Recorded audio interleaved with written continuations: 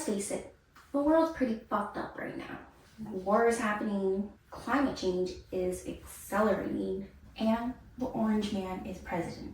Again. So, what can we do as tiny blobs in this vast universe? If this was a fictional universe, I would call Luffy and be like, hey, I'll give you a gourmet buffet if you come free us. Free Palestine, free Gaza. And you know what?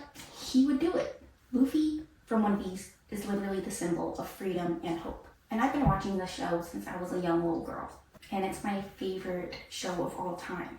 So instead of losing all hope because of everything going wrong in the world, I'll become Luffy. I'll put on my hat, and no, I don't have some stretchy powers like him, but I do have a voice, and that matters. My voice can unite people, bring community together, and we need that more than ever. So join the movement, the Thoughtful Advocate podcast, where we learn from influential, thoughtful advocates around the world and turn our pain into power. Hi guys, and welcome back to The Thoughtful Advocate. I'm your host, Elizabeth Teo. Now, we all want to change the world, but most of us don't know where to start. So I'm sitting down with the thoughtful advocates, the people who are turning hope into action. And today's thoughtful advocate is Niha Elety. Thank you so much for joining me. I'm so excited. I know we've connected over social media, and now we're face to face, which is very exciting. And she's a climate activist, designer, and storyteller.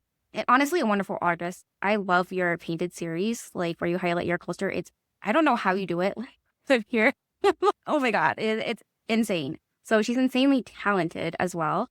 So we're going to jump into the show and tell segment where you literally do a little show and tell, just like we did in elementary school, of an item that's near and dear to your heart. I actually recently traveled to India and filmed a short film, a documentary in the forests of Jharkhand, which is the state that's in the northeast, and not a lot of people travel there, even within India. And during my travels, I got to meet farmers, craftsmen, and artists. And I recently brought back, there's one of the paintings up there, but another painting here. And these are by Sarai, Indigenous artists. And everything is painted with natural colors. So all of this is different colorful rocks that they've painted with. And this is thousands and thousands of years of artwork. And they're teaching and making this intergenerational movement between the older artists and now the younger generation. And I just thought it was such a beautiful piece of an idea of what the future could be. So this has become one of my new favorite things for my travels, for sure. That's amazing. You said it's painted using rocks? Is that what Yeah. Oh, wow. So they take, I don't know, how does it work? Do they take the colors from the rocks, different colors? Yeah, they break down the rocks and they take the pigments from the rocks and they paint. That's amazing. So, truly eco-friendly because it's literally from the earth.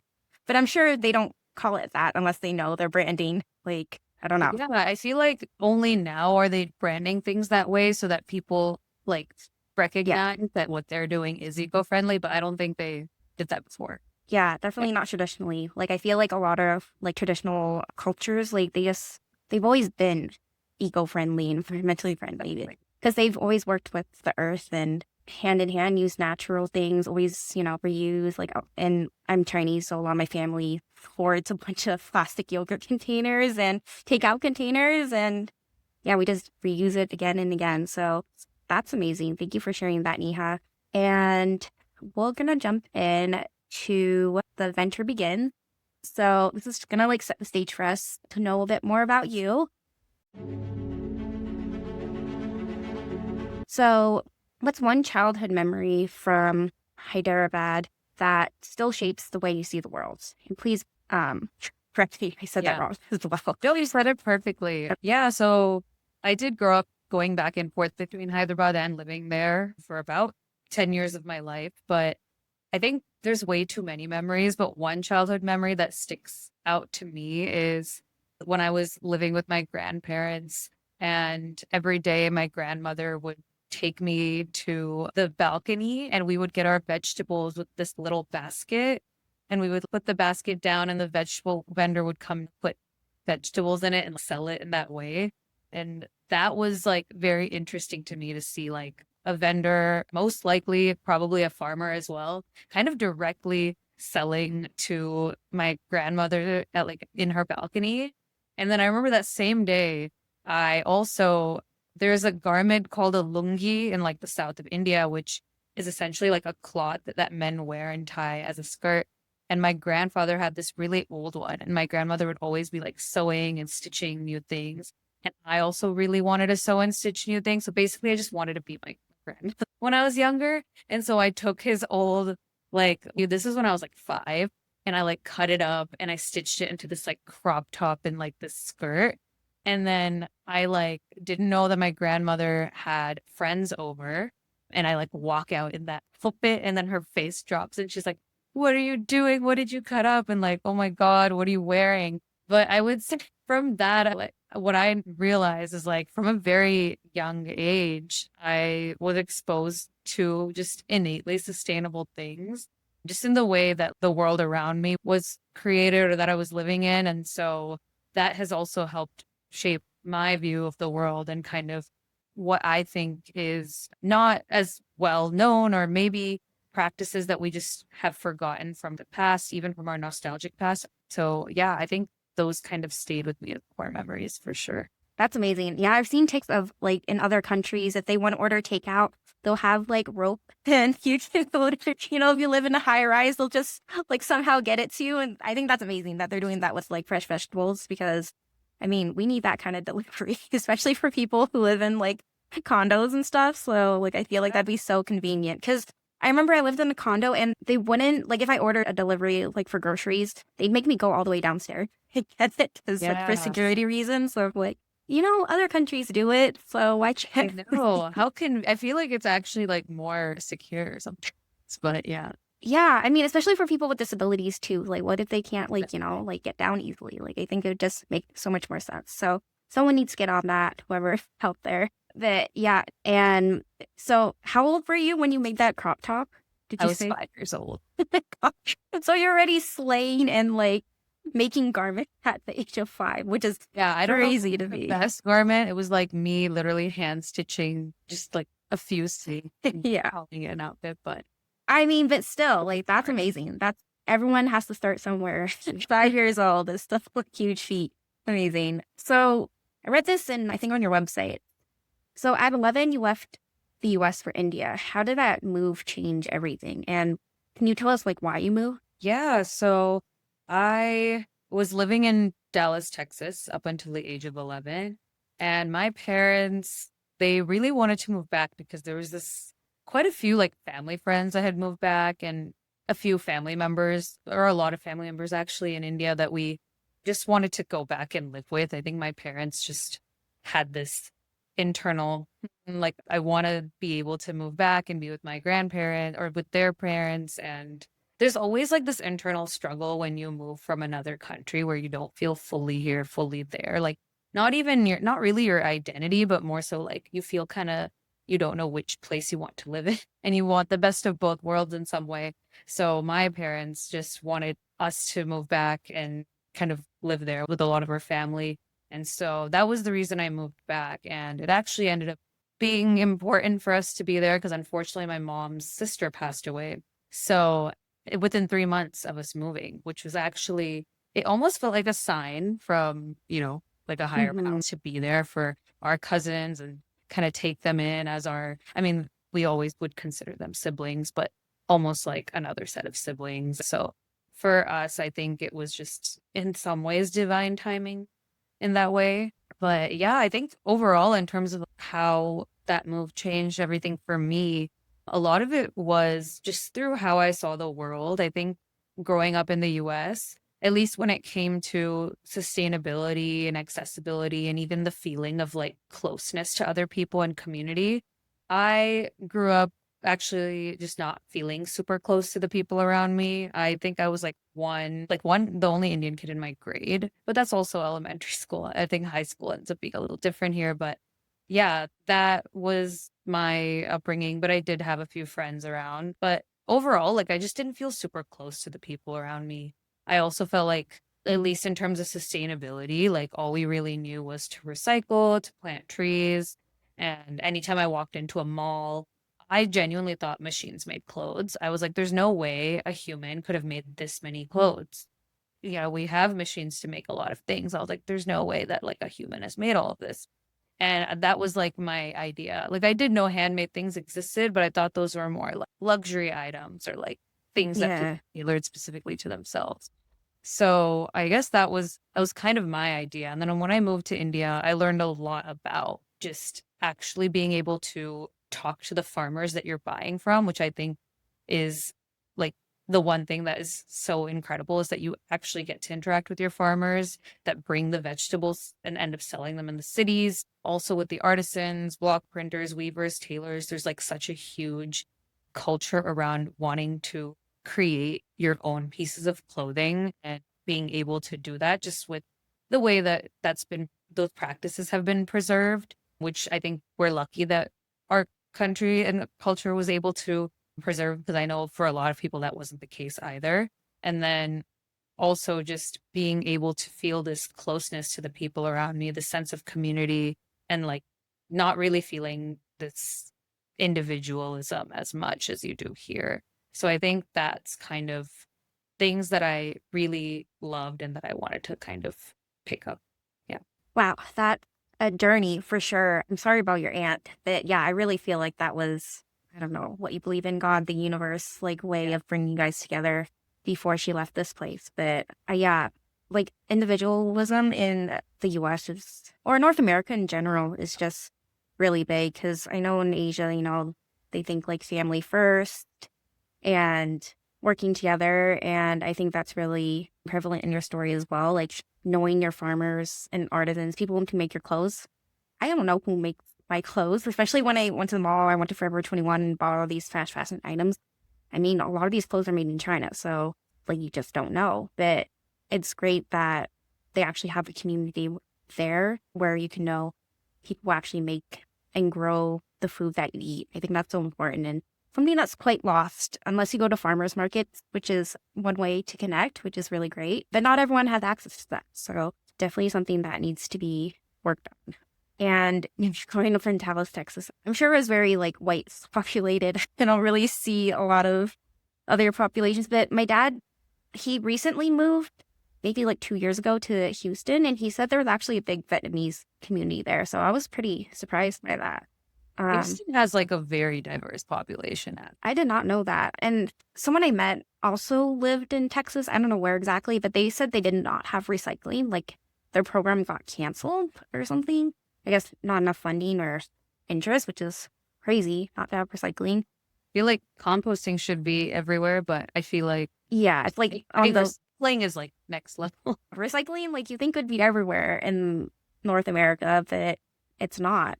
And compost, it's on the lower tier because it's not, well, in Canada, at least in Ontario, in Toronto specifically, it's not mandated to actually have compost in high rises, which is sad because, so much food waste that could be turned into good soil.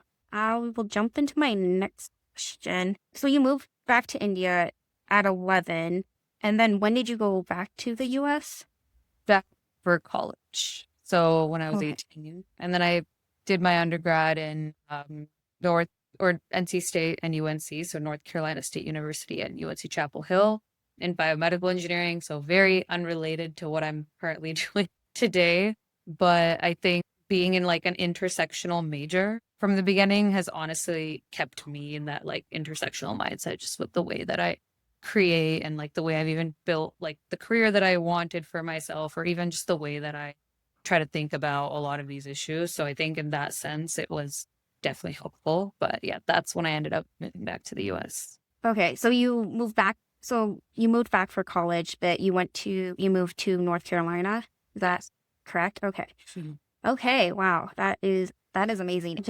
Yeah, it's hard to search up, but That's really awesome to intersect STEM and yeah. art as well, because it's so important. I mean, obviously, biomedical engineering is so important and needed. Did you always know that you were going to go into biomedical engineering? Were you like kind of urged by your parents to go that route, or was that something that you had an interest in, like as a child? Yeah, I think I always had like some level of interest in medicine or medicine related fields, but I definitely did feel like that pressure to go into that field because of parents and just, societal expectations. Because my parents were like, oh, you'll basically be a doctor and an engineer, and you can still go to med school. And I'm like, okay, Two yeah, birds with one stone. I guess yeah, three like, birds. wow. It did sound good to me too. I was like, oh, that sounds like a really cool thing. And I actually wanted to go to fashion school.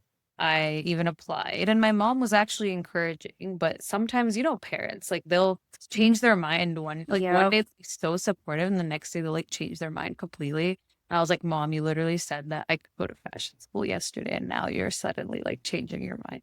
I decided to pursue biomedical engineering, but I think on the side, I was creating content online and still engaging with my passion for fashion and sustainability at the same time, and kind of posting and getting that out through channels like social media and Instagram. And so that kind of kept me going and exploring. And I even like did create a fashion, or like a fashion collection for like the school fashion show that only the fashion pages what's it called, presenting in, but I just decided to add myself into it, and they let me. They let They're me like, she's one of us. because I just wanted to see if it even was something I could do. But yeah, I tried to pursue it on the side, which I think is something that a lot of us started doing even more of in the past 5 to 6 years after social media started getting really big. That's awesome. I mean, yeah, parents can have a huge influence on your career, especially Asian parents. I know how it is. Obviously, they wanted a secure future for you, I'm sure. And, it seems like you're doing pretty well. That's great. I know like your heart's also deeply involved in fashion. And I mean, at 5 years old, you were sewing your own clothes. Oh, clearly you have a huge passion for it. So I'm glad you did take the time to, in the sense, like put yourself first and like go that route too, because I think it's important to, follow your passion as well. So did you start social media when you were in your university? Is that At the age of 19. So it's almost been, or 18 even, maybe. Yeah, 18. It's almost been a decade for me. I'm turning 28 in November. I'm like, whoa, like that's crazy to me that it's been that long. Yeah, that's awesome. Yeah, I'm 29, so we're just like a year apart. But it's crazy. The social media game is crazy, and that I think you're killing it. So like, Thank you. I think you're thanks. I mean, I've been off for honestly like 2 years. Like once I got a full-time job, I was like, well, I don't have time or energy for this. Goodbye. it is so much. Lot I of feel work. like I've also kind of like slowed down, honestly, and like started using it as a portfolio recently. So like any cool projects, things that are interesting in my life, I'll post, but I haven't been as much of that content creator as I used to be. So It's hard. I mean, burnout is real, and you work a full-time job as well. So I totally get it. So we're about to jump into your founded organization, so Tiga Collective and Understory. Can you give a current snapshot of what project right now? I know you do content creation on the side as well.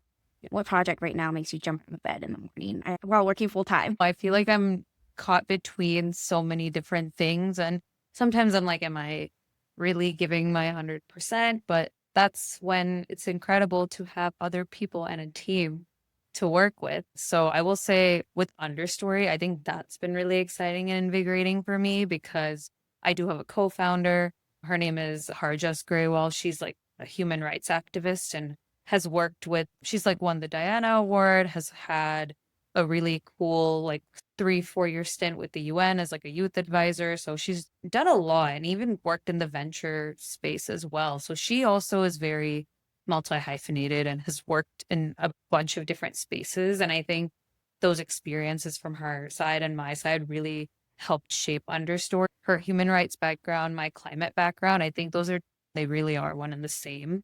And those are the stories that we wanted to tell in the most protected and hopefully awareness raising way, with just underrepresented, underknown stories when it comes to climate solutions or even communities and craft. A lot of that actually stemmed from my love for interacting with and sharing and raising awareness about Indigenous communities and knowledge, which I'm doing through Thega Collective, through creating clothing, but also wanting to do through Understory by bringing a lot of this community knowledge to the surface through storytelling in ways that they are proud of and that they want to showcase. So recently did the documentary in Jharkhand where we got to interact with a lot of those incredible community members there. And I think that's been really exciting for me, because we're currently in post-production and we're doing a lot of the editing and adding music and color grading and hopefully looking to premiere it at a few film festivals. So that's been a really exciting one. And I think generally like bringing Understory together, helping build that online community and even put out a magazine hopefully in the next few months. So there's a lot that I'm really excited about. And then I love that I can lean on so many people. We've had so many people reach out ever since we launched saying, hey, we want to be writers or we want to contribute or hey, I'd love to like create the graphics or is there a way that we can like collaborate and host an event like during climate week, stuff like that. And that's been so exciting because I'm like, wait, we don't have to do everything ourselves. Like everyone can contribute to this and we can all kind of work together. And so I think that's kind of also brought another lens and another way that I could build communities like directly by working with people and creating together. So I think that's what I've been liking about it. That's amazing. Yeah, that you found community through your organizations. I think that's so important and something that's really needed nowadays, especially with social media, which can be great at bringing people together, but can also really isolate us as well. So I think that's amazing that you're not doing this all by yourself because that'd be too much. So that's awesome. And I love, now I understand your guys' organization title, Understory, like telling undertold stories. That's amazing. I'm totally behind that. I think that's so important. There's so many stories that are just not told because maybe they don't capture enough attention or they're not important enough or whatever. So that's so important. And it seems like the organizations that you co-founded also go hand in hand, which is really great at the same time. So that's awesome. And the documentary, do you know, like, is there like a launch date or anything like that? Yeah, we're hoping to wrap up production by like October, November. And then from there, we'll have to take the film festival route and try to see which ones it qualifies for and things like that. So yeah, we might do a friends and family private screening, which I think is allowed because I know some film festivals, like you have to premiere it there. So yeah, we'll see. Hopefully at the end of the year, we'll be able to host a screening of some kind, if not early next Yeah, year. that'd be sick. Oh my gosh, that's so exciting. So were you, like, when did you film this? Like, did you take off like a chunk of time off work to go to Yeah, Florida? so luckily for me, I have something at work where I'm able to technically work remotely for a month anywhere. I do work remotely in like That's nice. the US, but to leave internationally and work remotely, I can do that. But at the same time, my specific manager's like, well, I want you to take half that time off. So use your PTO for half of it. So I'm like, okay, fine. So yeah, basically that's how I was able to do all of this. What's really, Amazing. they also have volunteer time off for up to 8 days. So I also was like, hey, this technically comes under that. You know, we're So true. offering a lot of our time to these things. And yeah, that's how I was able to do. That's awesome. No, that's really great that you find a way to balance your passions and your job as well, which is so important. So we'll jump into your origin. I feel like a lot of content creators and just creators in general or entrepreneurs can relate to this. But who believed in you when others said you were too much? Have you ever felt that way, especially in the beginning? I've definitely felt that way. I was like one of those kids that I think it was so funny. My mom made this. I love my mom, and she is actually a very supportive, encouraging person. But it was kind of funny because when I moved to India, she was like, "Oh, like I'm kind of glad you moved because I feel like you turned out to be a lot cooler than you would have been if you stayed there." And I was like, "Mom, that's Oh my so God. first of all, that's so rude. Do you think I was a weirdo?" And they It's like but a I will double-handed compliment. really backhanded. I was like, I'm glad you think I'm cool now, but wow. But I will say, yeah, I was a bit of an oddball, honestly. Growing up, like I randomly just take a shovel and start digging in my backyard. And I was like, I want to build a pond and I want to fill it with koi fish. And I would get my friends to do it, and everyone would be like, wait, what are you doing? How can you just start digging a hole in the middle of our backyard and not tell us? So I would just do random things like that, honestly. And like I made my friend make ice cream with me once, and then I just watched her as she churned it. So I was always like one of those people who just was impulsively like wanting to do all of these things. And so I think I definitely could have seen how that might have been a little too much, just really crafty and wanting to do hands-on stuff. But I will say, like, even with that jokingly backhanded compliment, my family really and like closest friends have honestly always been so encouraging It never made me feel like I was too odd or like too much for wanting to do the things that I do. I think they always knew that like me wanting to do all of these things would take me somewhere and take me far eventually.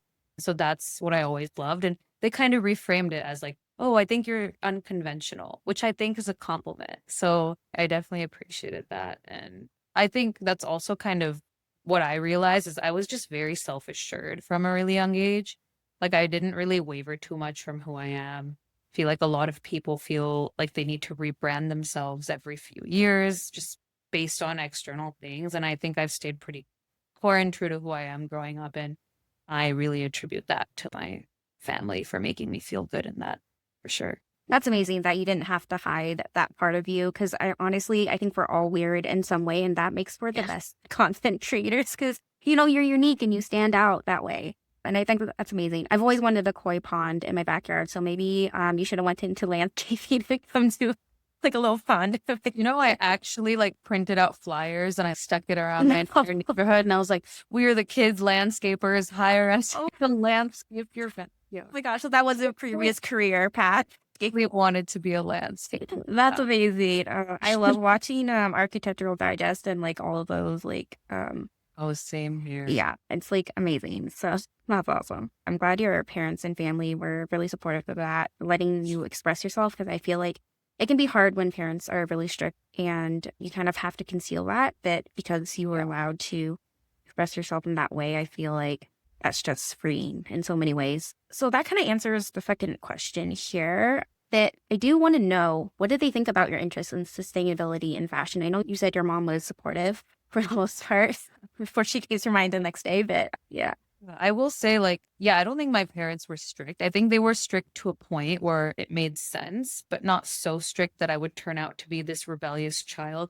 And I think that's a fine line that a lot of people try to tread when they're raising their kids. So I do feel lucky in the sense that I do think I was reined in when I needed to be, but also given the space that I was given. But in terms of like my interest with sustainability and fashion, I think my mom was always super encouraging, but it would always be like, okay, like, do it on the side and like see how it is. And then maybe you can like take it somewhere. And so that's kind of how I ended up getting into doing this and like putting my work out on the internet and making it like doing a lot more content creation work. And then, of course, wanting to build more from that, from the community that I created, and wanting to create Thega Collective, which is the fashion brand that I started, and then eventually Understory as well. But I will say, like, yeah, I think they always saw it as like something that was more of a hobby or something that I could pursue on the side. But I think now they see the value in me doing what I'm doing and taking time out of my day to create hopefully real impact around the world with other people who are doing the same. So I think they've gotten more supportive over the years as they've seen like the way other people have also started to make, something out of themselves through this work. Yeah, I feel like being a full-time content creator, if you ever wanted to go that route, or, full-time founder, co-founders, the whole job itself, it's more normalized these days. Like even little kids say, hey, I want to be a YouTuber when I grow up, like a TikToker or whatever. And yeah, but I feel like with Asian parents, especially in these creative routes, you really have to show them the numbers.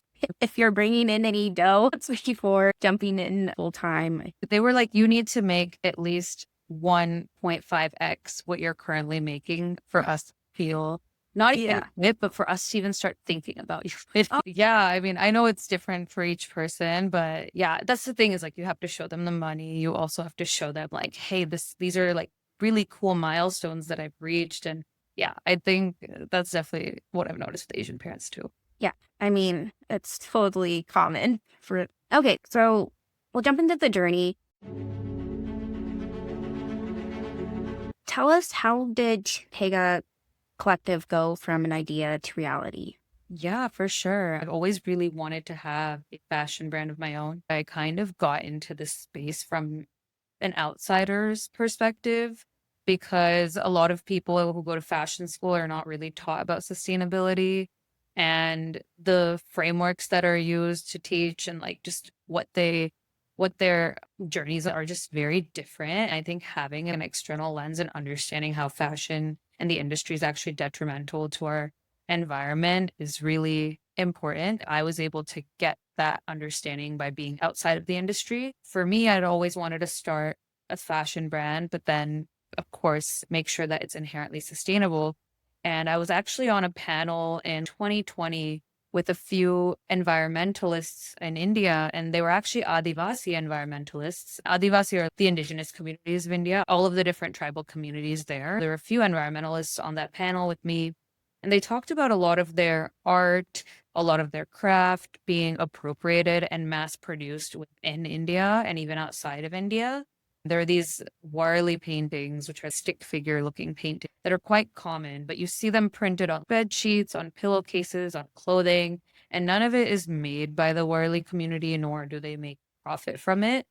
But it's pretty common to see. And so from that, I think that's where the idea really came from. And I was like, wait, why don't we collaborate with indigenous communities and actually have clothing made by these indigenous communities and bring profits back to them instead of it like going to, mass manufacturers? And so that's where that idea came from. And then I took it to reality because I kind of collaborated with a specific community that they put me in touch with that was already creating goods, but they weren't creating clothing. And I was like, this could be really interesting for us to kind of create silhouettes and then for them to do what they do best with the actual craft itself. So we collaborated with the Lambani tribe. They have traveled, or they're a bit more nomadic, and they've traveled across from the northwest to like the south of India. And they're known for their embroidery, their mirror work, their coins and cowrie shells. And so we collaborated with them for the first one, and really a lot of the colors and the embroideries themselves are really dreamt up by them. And then we kind of dreamt up the silhouettes and married it together. But that's how we really were able to bring that idea into reality. And then, of course, also making sure that they're compensated, credited, and all of the things that I think are you and collaborated with as well. All of these things that are just not really inherent to a lot of fashion brands. And then making sure that they are compensated in a way that makes sense. So we have this profit sharing model at Thega. So like 15% of the profits go back to the communities on top of, what they're already, the wages that they already get for creating the garments themselves. And this way, I think it kind of more equitably distributes wealth within a fashion brand, because a lot of artisans, garment workers are considered like lower skilled labor, even though they're the ones creating the clothes. And we would not have clothes if it weren't for them. And so this was just a way for us to at least start that conversation or start that model of being able to see how we could bring a bit more equity into this space.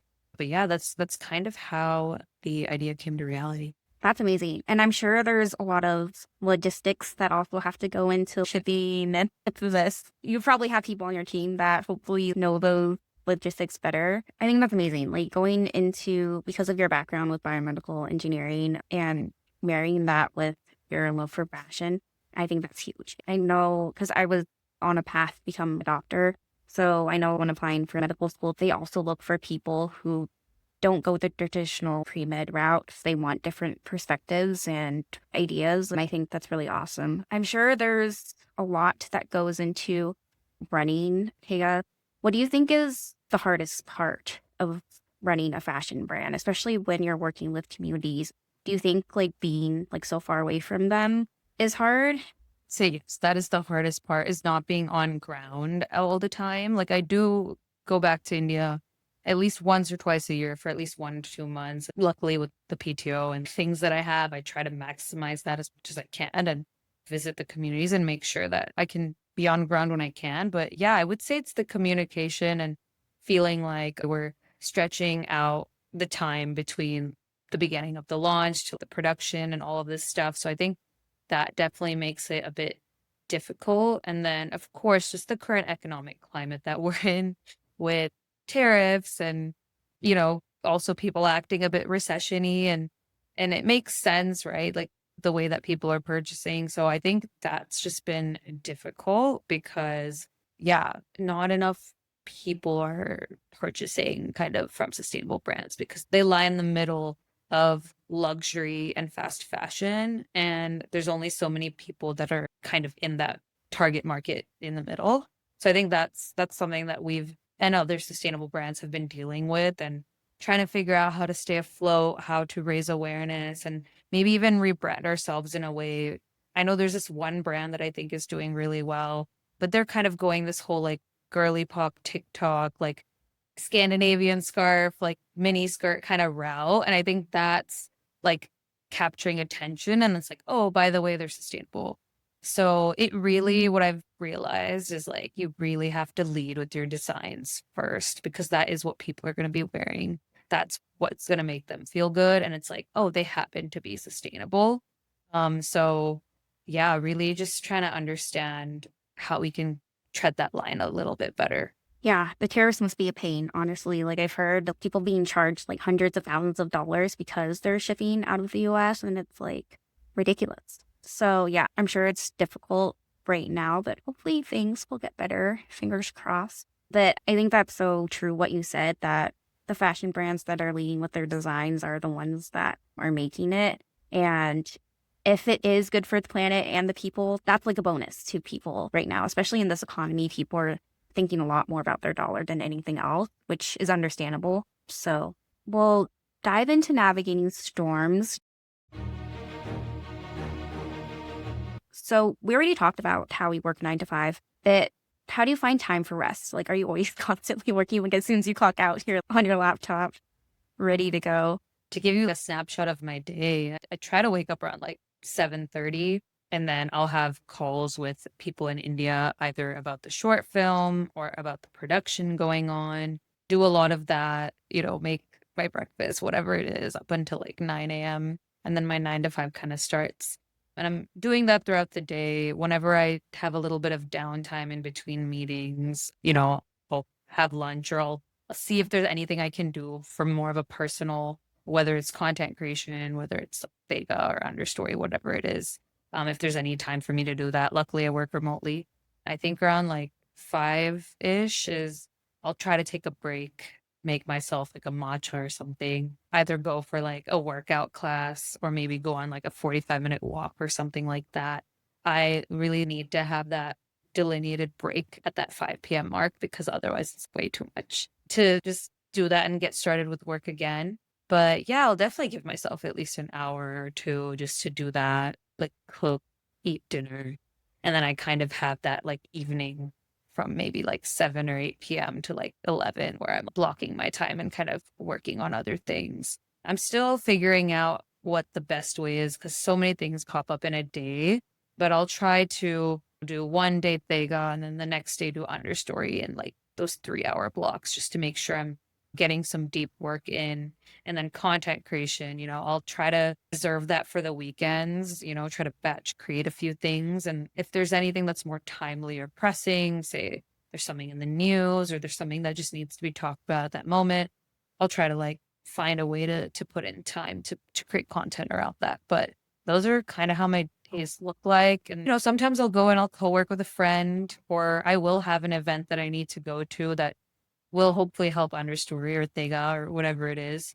So yeah, I definitely make time and I also try to delegate things to people on my team. So that definitely makes it more manageable.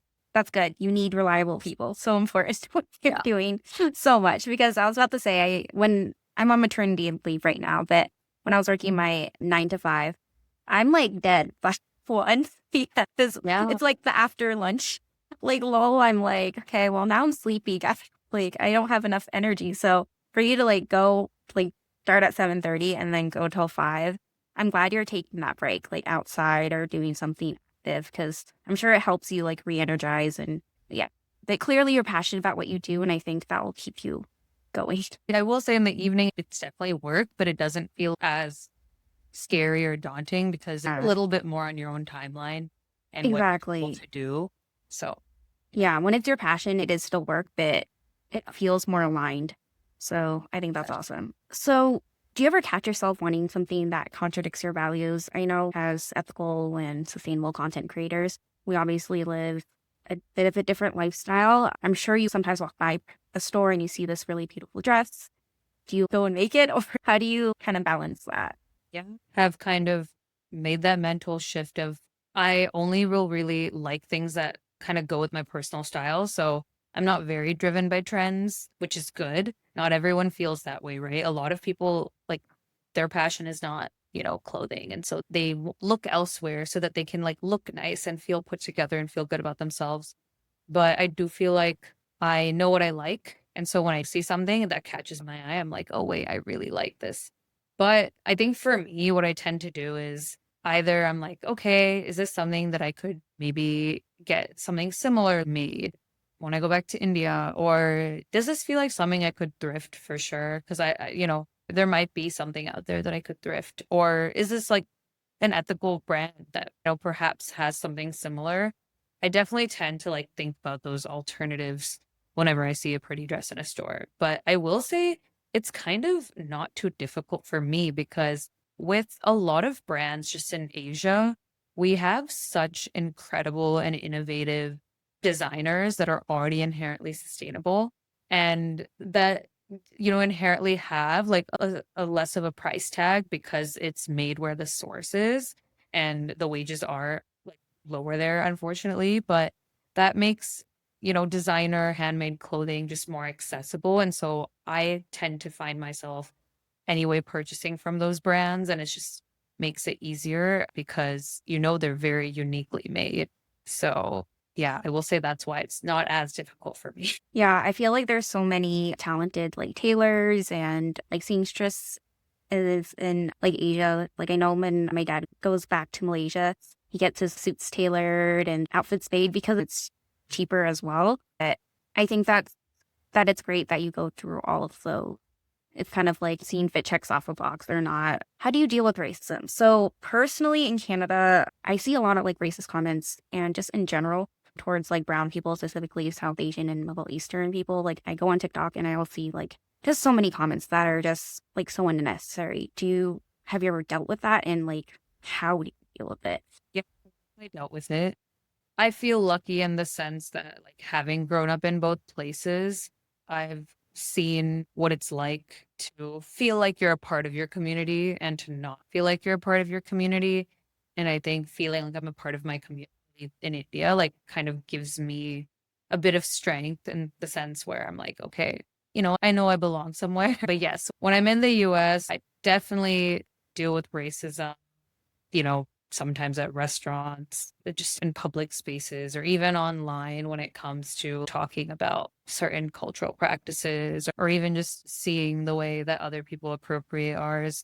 And it's definitely something that I feel like, I don't know if I just tend to sometimes ignore certain things that I feel like are not worth really, bringing up. But definitely, like, when I think something is worth it, I will bring it up if it feels like a safe enough space too, because you do have to like look at your safety first. But really, I think through storytelling, I've noticed it really opens people up to understanding other cultures and other spaces, whether it's through food, through fashion, whether it's through really incredible practices that you have, or maybe styling something in a certain way. Like, I have noticed storytelling is what really opens people up to understanding other cultures. And I think that's how I tend to deal with it in my life and hopefully make other people more open to it. But I know that there's certain people that are not going to change. And so I kind of don't really put my energy there. I just put it where I know it's going to make the difference. Yeah, I think that's a great way of thinking because there's only so much energy you have in 5 per day, clearly. So yeah, I think that's so important. And I think that's really beautiful how you said that you can combat that versus using storytelling. I think that's so important because I feel like when it comes to racism, a lot of the hate and maybe the fear is often from stereotypes. And when you don't see someone else as human, it can be, obviously very demeaning, and it could lead to all sorts of like hate. So to tell stories of people and to make them more human and more relatable and to even like learn something from another culture, I think it's so important. So, and definitely helps us feel more connected. And I think that's definitely something that's very needed. So thank you for that. So we'll jump into the treasure, and basically this is like insights, wisdom. So I know you did talk about some indigenous wisdom that, they're, if they have like their own practices sometimes, for example, I'm sure like Shein does this all the time. It's where I see articles about them like copying some small artist and just like mass producing their clothing. So I'm sure they do this to like indigenous like artwork as well. So do you have any cultural wisdom, whether it be from Indian traditions or indigenous wisdoms, that you feel that Western environmentalism often misses? Think a lot of it just comes down to the approach, I would say, is very interconnected and very like one with the world or one with nature, and just feeling very like understanding how everything feeds the other and everything is very reciprocal. Versus, I think with Western environmentalism, we kind of originally treated it in a way where there were a lot of so-called one-off problems that we solved, and then we invented a lot of these one-off solutions and would try to use them as silver bullets for something that's an issue that's become very large scale. And so I think what I've noticed, a lot of indigenous wisdom, cultural wisdom, just tells you that everything is connected and you can't really break things up or silo things. You do really need to be holistic in your approach with how you work with the environment. And that feels hard when it feels like this is like a global, large scale issue, but you realize that like a lot of localized efforts that make sense to the regions that you're in, and you see that repeatedly all over the world, that does end up scaling in a way. So I think it's really bridging that gap between feeling like we're dealing with this large scale issue, but it's like, okay, well, how can we do these things in a local way to bring that entire scale up? But that's kind of what I think it misses. And I feel like people are realizing that now slowly. And I'm hoping that we move towards listening to other perspectives and other voices. And that's kind of what we try to highlight with Understory as well. Yeah, I think that's so important to not just put a blanket statement or a silver bullet for all these environmental issues, because it really does depend where you are in the world and the community that you're in. A lot of people I've talked to in our other episodes, they also say that working with the locals is so important because they know the terrain, they know, like, for example, if you're working with conservation, like how to track the animals, they just know so much more. And if you go there from the US and you just show up and try to put your North American solutions to it, it doesn't work. So you definitely have to work with the communities. So definitely important. What are some examples of ethical AI and how can it be used? Because I know a lot of people talk about how AI is like unethical and it's using so much water and resources and all this. I'd like to hear your perspective. I think it's something that's ever evolving and that we're all still trying to figure out, like, how do we use it as ethically as possible? And that's something that I've been kind of trying to understand and figure out over the past few months, just with the work that we do want to do with Understory too. We have we have a storytelling studio portion, which kind of does a lot of that, the social media, the magazine, the documentary that we're working with. And then we have the labs where we want to create and innovate and use a lot of this knowledge and wisdom to actually create climate solutions and collaborate with brands and be a bit more of that B2B model. And so for us, it's like, okay, well, how can we use AI ethically? And there's a few conversations that I had recently, and even like a book that I'm currently reading called, and it was interesting. It was like on my travels that I was gifted this with someone that we were staying. And I don't think this is very like widely available. I have no idea. But it's called The Creative Uprising: Igniting a Revolution in the Age of Tech Feudalism, which sounds a little, like a lot, but it basically talks about how a lot of us are creative entrepreneurs and how we can, in some ways, create a new system and challenge big tech in the way that they're using AI. And it has a lot about ethical AI frameworks and just how you can set those up. So I'm currently exploring this and understanding, okay, how can we have that creative uprising and collectively do some good work together. But in terms of ethics, I think, at least from a storytelling perspective, I was at Cannes Lions a few months ago now, I think like mid-June. And I heard the CEO of Cloudflare, Matthew Prince, speak about how to make AI more ethical. And then he was talking about how so many people are like obviously not compensated for their writing or their art or whatever it is that they've created.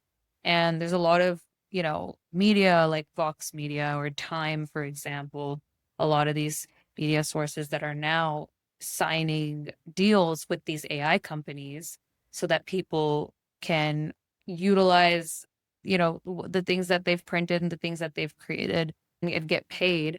And so he's basically talking about being able to create larger scale methods of compensation to anyone who's either contributing to that media or collaborating with these AI companies. So that's like the way in where people can get more ethically compensated and perhaps even credited. But a lot of that work, I think, does have to come from the top.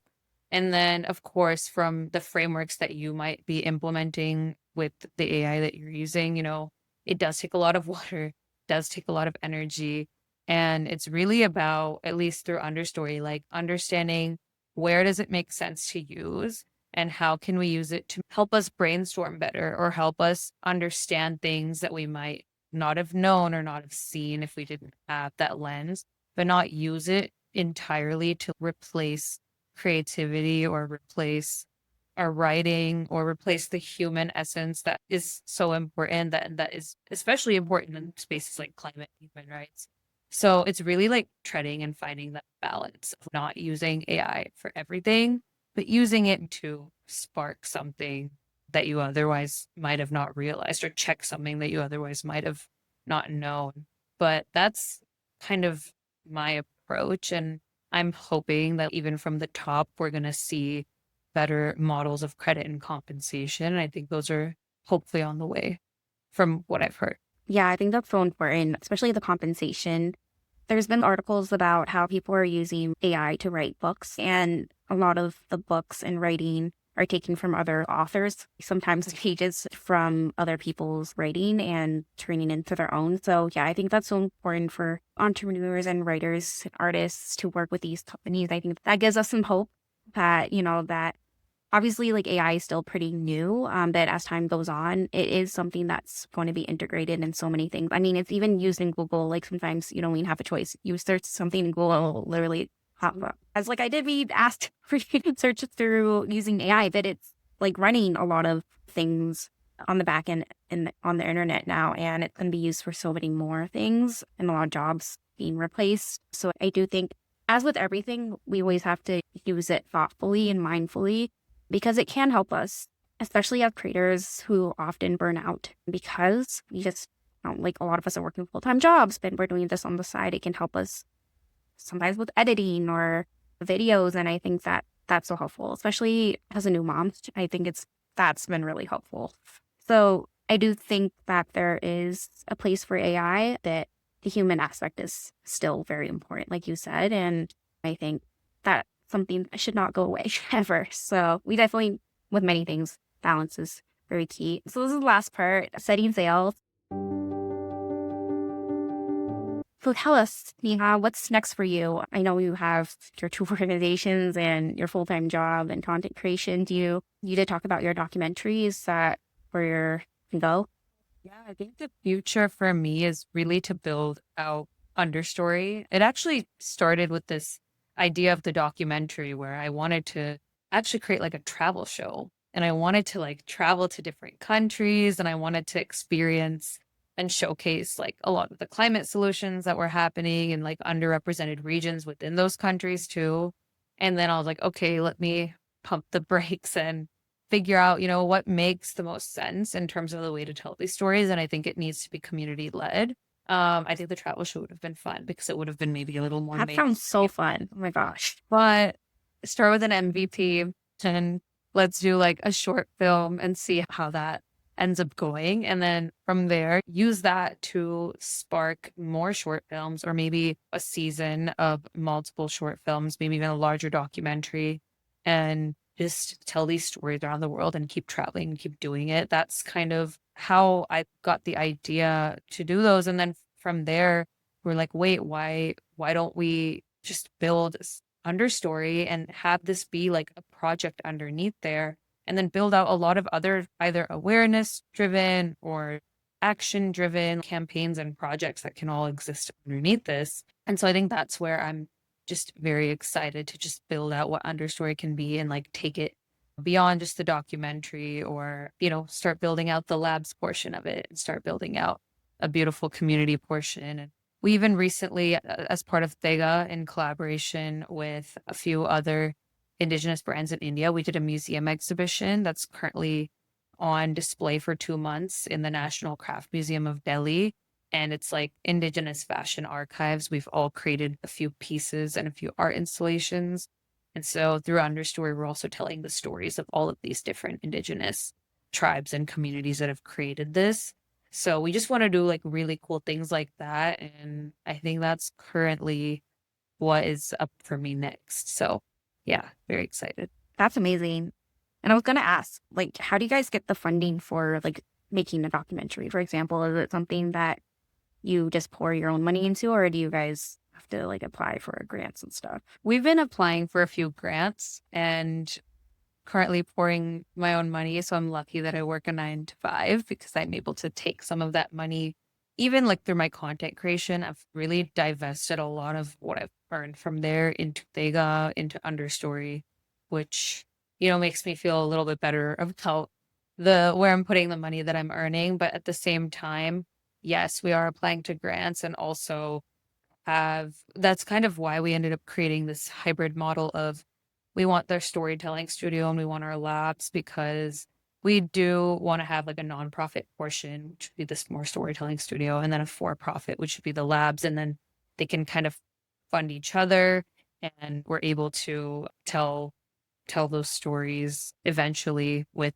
other sources of income. But that's the goal and plan right now. That's awesome. Can you explain a bit more about the labs? I feel like I missed. Yeah, sure. I know. I feel like I didn't explain it super well, but it's currently being built in stealth, but we do want to create a B2B model with different businesses, almost like a SaaS model, offering a marketplace or services on how they can afford the materials that they're using and onboard regenerative materials from all of the communities that we interact with, and kind of build this material lab for them. That's just the very beginning. So we're trying to get hopefully some letters of intent, things like that, signed by a few brands, and just really accelerate the way that they are innovating within their supply chains. Because I think that's like some of the issue, or the main issue, is like actually being able to make those switches the way that Ani, for example, has done. So that's one way. And then we're also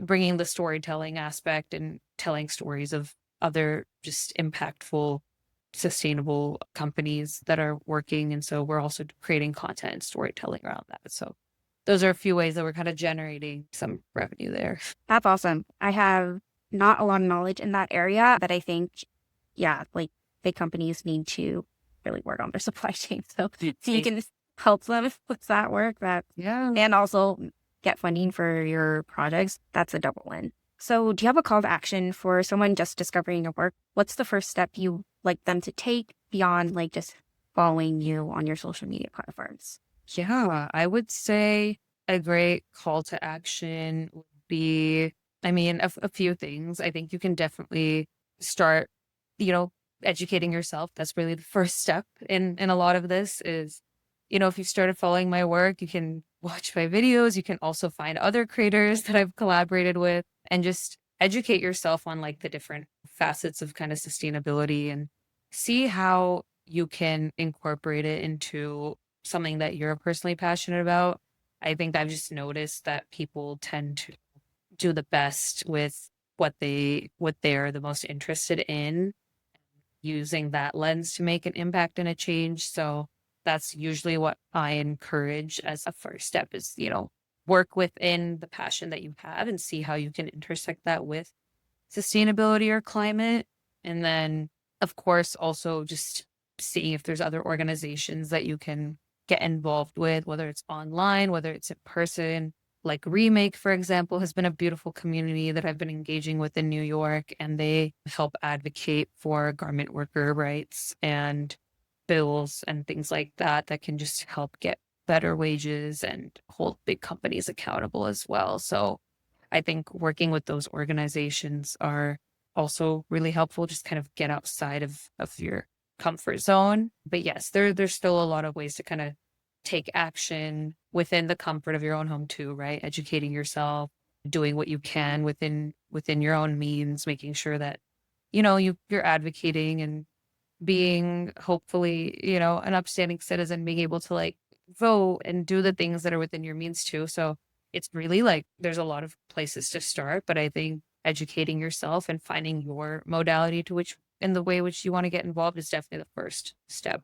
Yeah, education is so important. And I feel like that's where a lot of content creators that we know really focus on because, not everyone can go to university and study environmental studies, for example, or sustainability. I think it is a privilege in a way that I think that's so important. Yeah, there's so many ways to get involved. Like you said, so many organizations out there need help, whether you're giving your time, your money, every little bit helps.